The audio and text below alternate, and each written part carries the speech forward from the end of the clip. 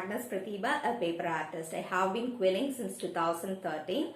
I am self-taught, so I have come across so many difficulties in learning the craft, having so many trials and error and so on. This helped me to understand what a person who is starting at quilling will struggle at. And my classes are designed specifically to help people with overcoming all those struggles.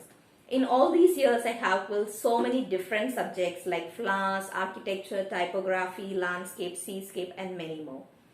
In today's class, we will be learning about the basics of quilling. So we will be learning what quilling is and what are the basic shapes, and finally have an idea of how to convert the basic shapes into your own quilling designs.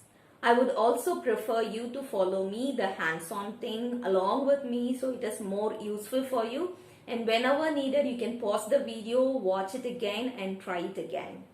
Come, let's go into the class.